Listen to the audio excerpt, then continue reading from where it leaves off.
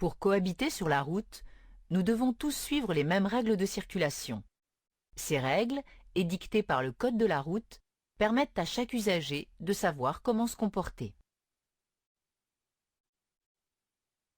Comment s'insérer dans la circulation? Comment faire pour changer de direction? Quelle vitesse adopter? Etc. En écoutant ce chapitre, vous saurez répondre à toutes ces questions.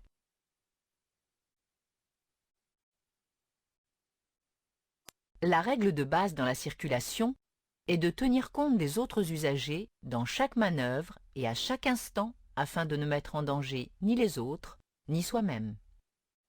Pour pouvoir circuler, je dois d'abord m'insérer. S'insérer dans la circulation consiste à s'engager sur une voie dans un flux de véhicules.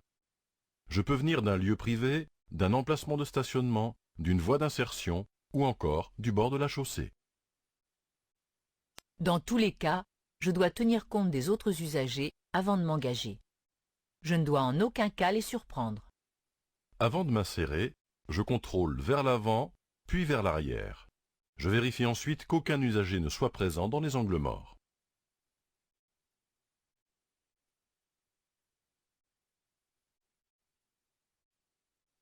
Je cède le passage, puis j'actionne le clignotant si la voie est libre, et je m'engage en adoptant rapidement une vitesse suffisante pour ne pas gêner. Si je viens d'un lieu privé séparé de la chaussée par un trottoir, je dois au préalable céder le passage aux piétons présents sur le trottoir. J'aborde le trottoir à une vitesse extrêmement réduite, permettant de m'arrêter à tout moment.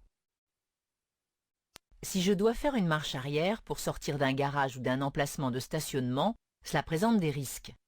Je contrôle partout pour ne pas surprendre et je me fais aider si cela est possible.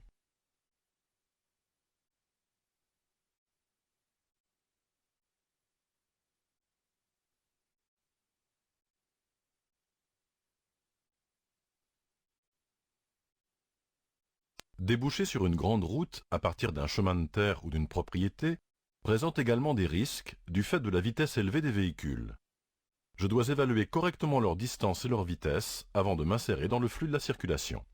Je peux être amené à quitter un parking ou bien une place de stationnement ou un accotement en bordure de chaussée. Lorsque je quitte un parking, les sorties sont la plupart du temps aménagées.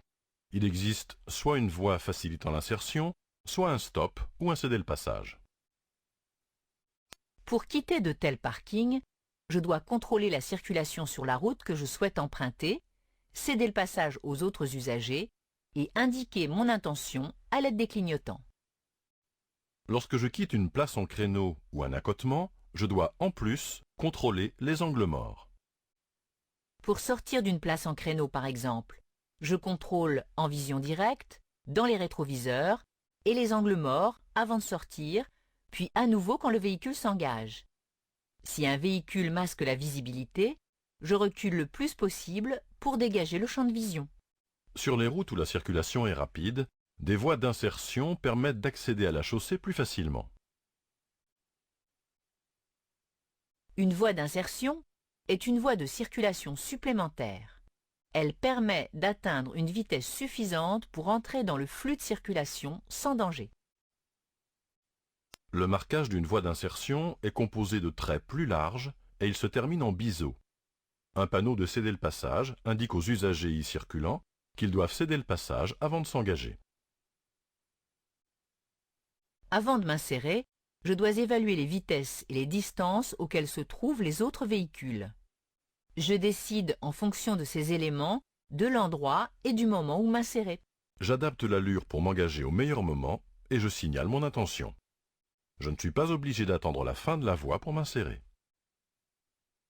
En cas d'urgence, si une mauvaise appréciation a entraîné un arrêt en fin de voie, plutôt que de forcer le passage, il reste la possibilité ultime d'utiliser la bande d'arrêt d'urgence pour s'élancer suffisamment. Pour quitter le flux de circulation, je dois, comme lorsque je m'insère, être particulièrement vigilant. Si je rejoins une place de stationnement ou un lieu privé, je ne dois ni gêner ni surprendre les autres usagers. Je dois en premier lieu contrôler la circulation dans les rétroviseurs. Je vérifie ensuite les angles morts en vision directe pour vérifier la présence d'un deux roues par exemple. Si je ne gêne aucun usager, je peux alors indiquer mon intention de quitter la circulation en actionnant le clignotant, puis je ralentis et me dirige vers la direction choisie.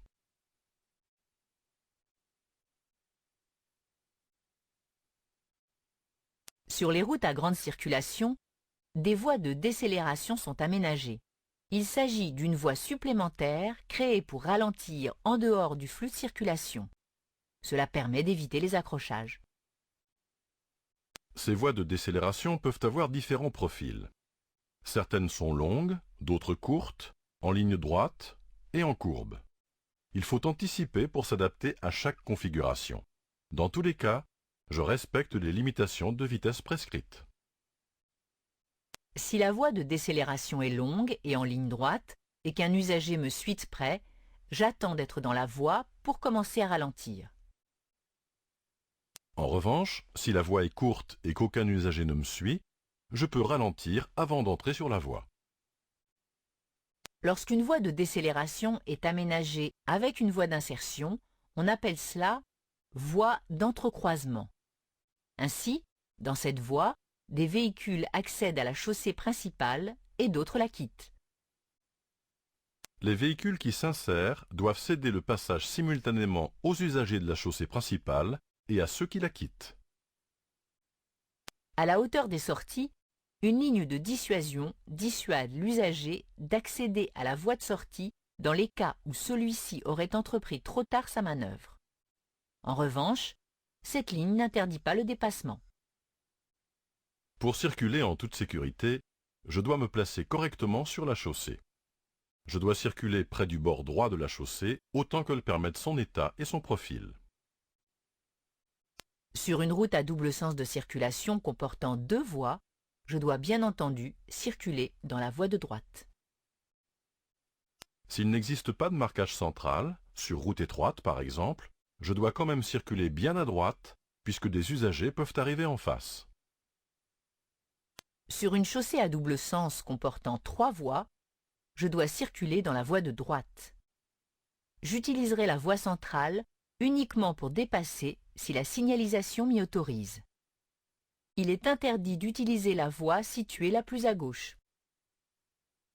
Sur les chaussées à sens unique, comportant plusieurs voies, je dois également rester sur la voie de droite. Les autres voies ne peuvent être utilisées que pour dépasser ou si la voie de droite est encombrée. Attention toutefois aux voies réservées. Si la voie située la plus à droite est réservée à une autre catégorie d'usagers, comme les bus ou les véhicules lents, il m'est interdit de circuler dans cette voie. La voie de droite peut également être affectée à une autre direction. Dans ce cas, je reste dans la voie la plus à droite de la direction que je souhaite prendre. Sur autoroute, ne pas confondre la bande d'arrêt d'urgence avec une voie de circulation.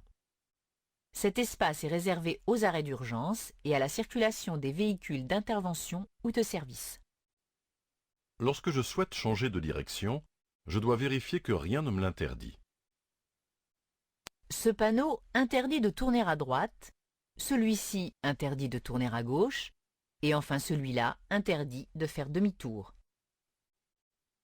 Lorsque l'entrée d'une rue comporte ce panneau, je ne peux pas l'emprunter car il s'agit d'un sens interdit. L'accès à cette rue est également interdit puisqu'il s'agit d'une aire piétonne. Ici, la ligne continue interdit le changement de direction à gauche. Ce panneau de présignalisation indique que tourner à gauche directement dans l'intersection est interdit car dangereux. Pour suivre cette direction, il faut d'abord prendre la voie de droite. Pour changer de direction, je dois souvent ralentir fortement. Pour ne pas surprendre les autres usagers, je prends des précautions avant de ralentir et de tourner. Je contrôle la circulation vers l'avant et l'arrière. J'effectue latéralement un contrôle en vision directe pour changer de fil ou pour détecter la présence de deux roues. J'actionne le clignotant suffisamment tôt. J'adapte l'allure en fonction de la configuration des lieux. Attention aux piétons engagés sur la chaussée abordée. Je dois leur céder le passage. Lorsque le changement de direction s'effectue vers la droite, je dois serrer à droite pour tourner. Toutefois, si la voie de droite est réservée à une autre catégorie d'usagers, je ne dois pas y circuler. Je peux seulement traverser cette voie dans l'intersection. En présence d'un terre-plein, d'un ouvrage ou d'un monument, je dois contourner l'obstacle par la droite. En règle générale, un panneau rappelle cette règle.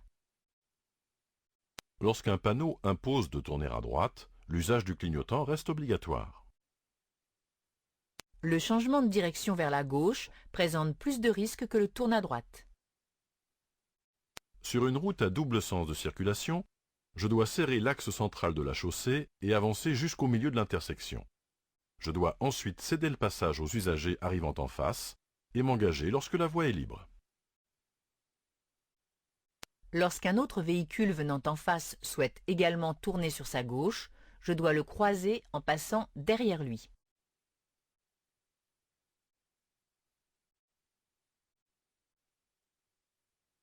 Sur une chaussée comportant 3 voies, les deux véhicules utilisent la voie centrale et se croisent en passant l'un devant l'autre. Lorsqu'un carrefour est aménagé à l'indonésienne, je dois emprunter la voie de stockage dès le début pour ralentir, dans la mesure du possible en dehors du flux de circulation. Si un véhicule est présent en face, je le croise en passant devant lui. Je cède le passage aux usagers arrivant en sens inverse avant de m'engager. Pour tourner à gauche sur une chaussée à sens unique, je me place dans la voie de gauche. Les carrefours à sens giratoire permettent de fluidifier le trafic et d'améliorer la sécurité. Ils sont très nombreux dans les villes et on en rencontre également hors agglomération. Ces carrefours comportent un terre-plein que je dois contourner par la droite. Les usagers qui circulent sur l'anneau, c'est-à-dire autour du terre-plein, sont prioritaires. Lorsque j'arrive sur le carrefour, je dois donc leur céder le passage. Lorsque le carrefour comporte 2 voies de circulation, si je souhaite tourner à droite, j'actionne le clignotant, je cède le passage et je m'engage si la voie est libre. Je dois rester sur la voie de droite et j'indique ma sortie pour quitter le carrefour. Pour aller en face, je cède le passage, je circule sur la voie de droite, puis j'actionne le clignotant pour indiquer ma sortie.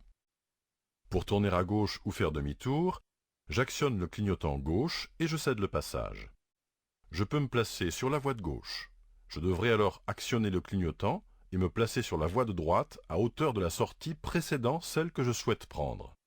Attention, je dois céder le passage aux autres usagers avant de changer de voie. Si je ne connais pas la direction que je vais prendre sur le carrefour, il est conseillé de rester sur la voie de droite. Il sera plus facile de sortir une fois la direction repérée.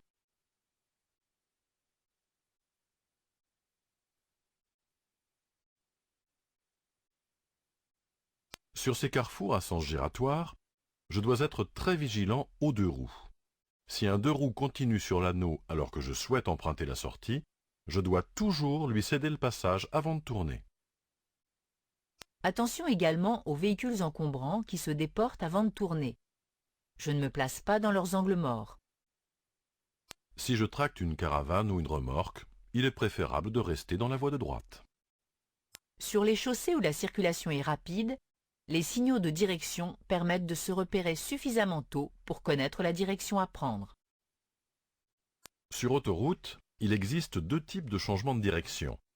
Les sorties sont indiquées par des panneaux blancs ou verts et les bifurcations par des panneaux bleus. Quelle est la différence entre ces 2 changements de direction? Emprunter une sortie signifie que je vais quitter l'autoroute. Emprunter une bifurcation signifie que je reste sur le réseau autoroutier. Je vais simplement circuler sur une autre autoroute.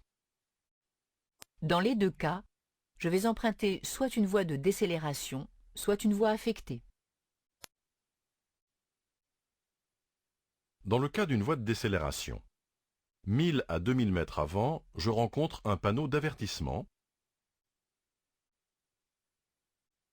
500 mètres à 1000 mètres avant, un panneau de présignalisation indique le numéro de la sortie ou de l'autoroute, ainsi que les villes desservies.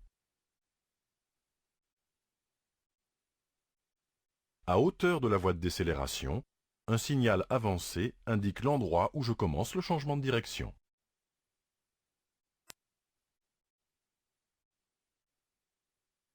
Dans le cas d'une voie affectée, 1000 à 2000 mètres avant, je rencontre un panneau d'avertissement qui comporte 2 traits séparés symbolisant les voies de circulation.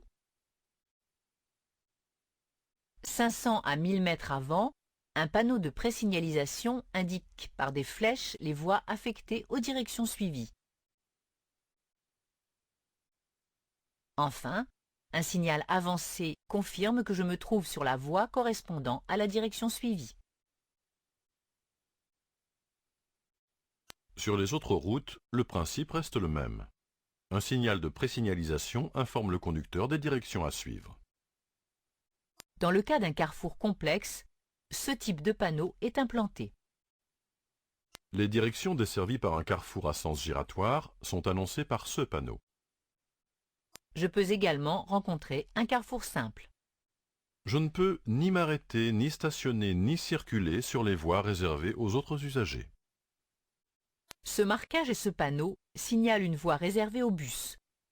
Je peux la franchir uniquement pour changer de direction. Lorsqu'un bus souhaite quitter son arrêt, il actionne son clignotant gauche. Je dois alors ralentir si nécessaire et au besoin m'arrêter pour le laisser quitter son arrêt. En présence d'un tramway, je ne peux pas le dépasser s'il est arrêté pour faire descendre des passagers sur la chaussée du côté où je circule. Sur les routes à grande circulation, je peux rencontrer ce marquage au sol. Il signale une voie réservée aux véhicules lents. Seuls les véhicules ne pouvant circuler à une vitesse supérieure à 60 km/h doivent emprunter cette voie. Si ma vitesse est supérieure, il m'est interdit d'y circuler. Ces voies sont généralement implantées sur des chaussées à forte pente et facilitent la cohabitation des véhicules circulant à des vitesses différentes. En présence d'un engin de service hivernal en action, si une voie de circulation est couverte de neige ou de verglas, il est interdit de dépasser cet engin. Lorsque le trafic s'intensifie, la circulation s'établit en fils ininterrompus. Les risques d'accrochage sont grands dans cette situation. Je dois rester dans ma file et ne pas essayer de changer de voie pour gagner du temps. Tout d'abord, cela est interdit, et ensuite, il n'existe aucun gain réel de temps en changeant de file, puisque chaque file va tantôt plus vite, tantôt plus lentement. Je reste donc dans ma file. Le fait qu'une voie de circulation avance plus vite qu'une autre n'est pas considéré comme un dépassement. Lorsque j'arrive sur une file fortement ralentie et que je suis le dernier de cette file, je dois allumer les feux de détresse pour prévenir du ralentissement les usagers pouvant arriver derrière. Cela diminue fortement le risque d'accrochage. Lorsque la file dans laquelle je circule avance relativement vite, il est impératif de conserver une distance de sécurité importante avec le véhicule qui précède, car le risque de ralentissement brusque est grand. J'essaie d'anticiper les ralentissements en contrôlant l'allumage des feux stop des véhicules vers l'avant. Quant à moi, je n'hésite pas à faire clignoter les feux stop pour prévenir les véhicules qui suivent. Attention! Des automobilistes peu respectueux des règles circulent parfois sur la bande d'arrêt d'urgence. Il est fréquent que des motos circulent entre les files de voitures. Le bon sens recommande de leur faciliter le passage pour éviter tout accrochage. Si je circule en files ininterrompues, je peux changer de file uniquement si je souhaite changer de direction. Je dois m'y préparer à l'avance pour choisir le meilleur moment. Avant de changer de file, je dois observer dans les rétroviseurs et les angles morts. Puis j'indique mon intention et je m'insère sans forcer le passage.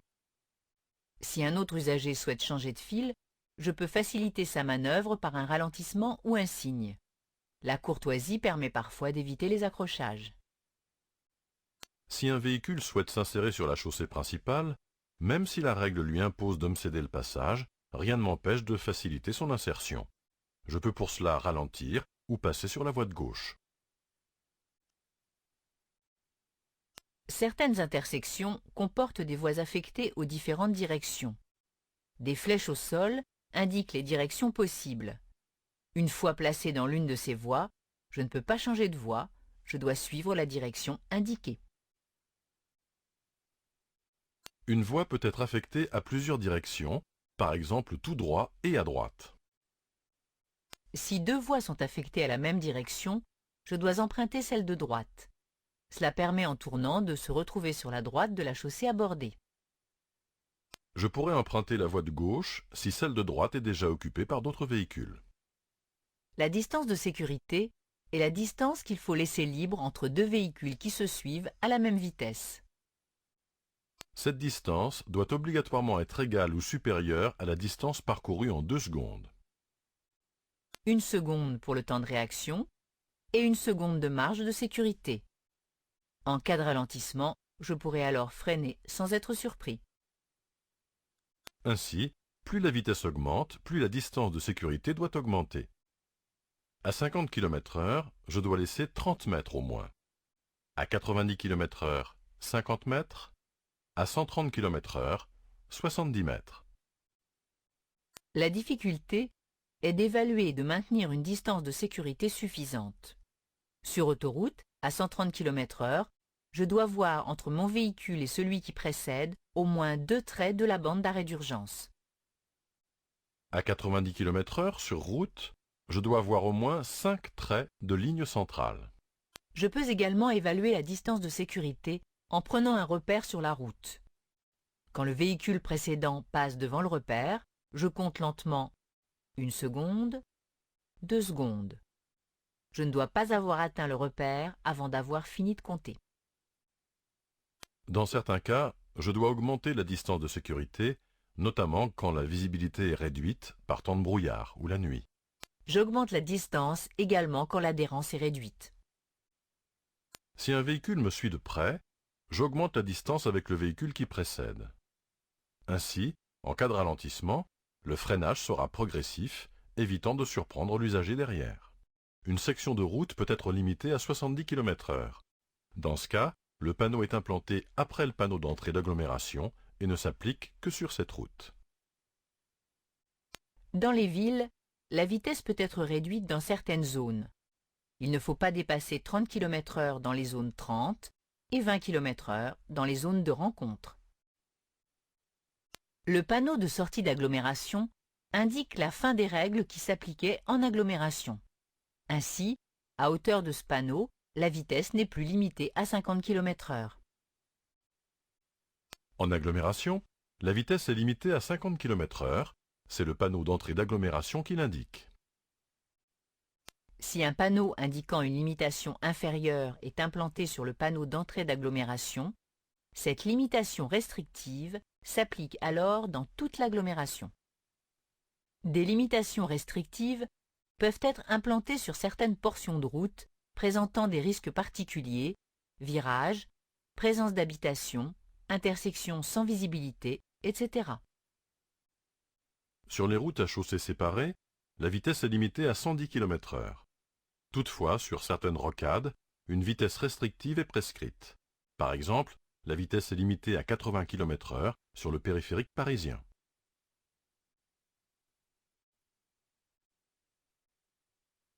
Sur autoroute, par beau temps, la vitesse est limitée à 130 km/h.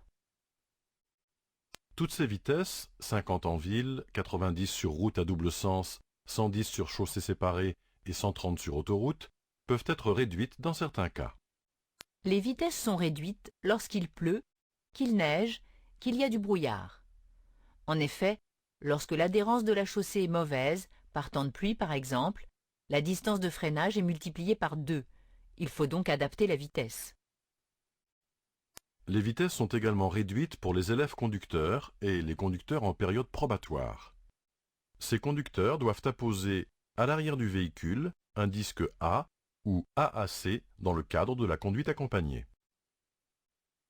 En cas de précipitation et pour les jeunes conducteurs, les vitesses sont réduites à 80 sur les routes à double sens, à 100 km/h sur les routes à chaussées séparées et à 110 km/h sur les autoroutes, 100 km/h sur les portions d'autoroute limitées à 110. De plus, lorsque la visibilité est inférieure à 50 mètres, la vitesse est limitée à 50 km/h pour tout le monde et sur toutes les routes et autoroutes.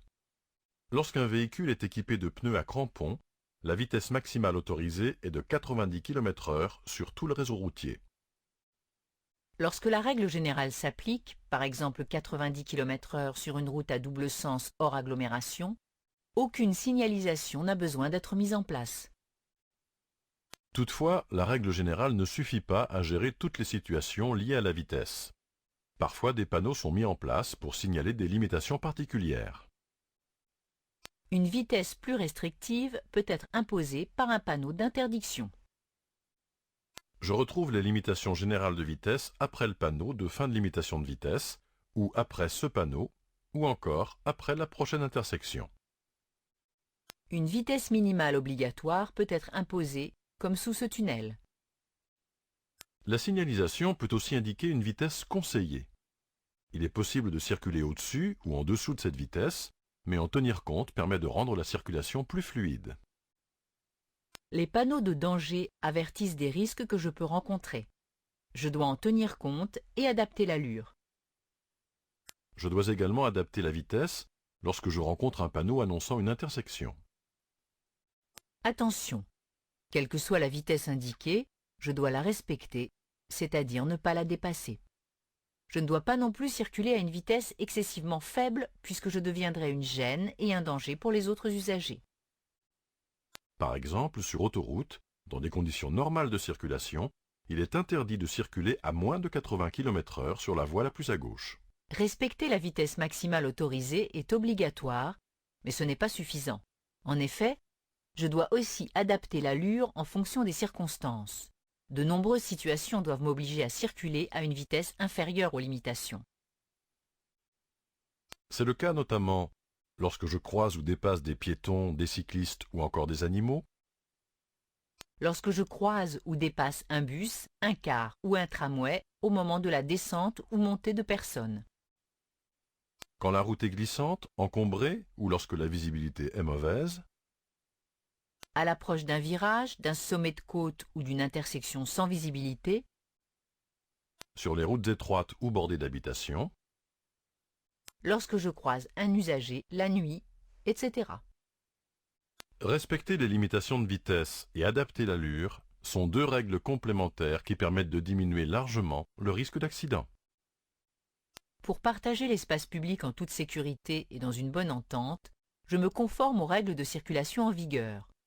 Je tiens compte des signaux de direction, je respecte les distances de sécurité et les vitesses imposées, je me positionne correctement sur la chaussée, je suis vigilant lors des changements de voie ou de direction.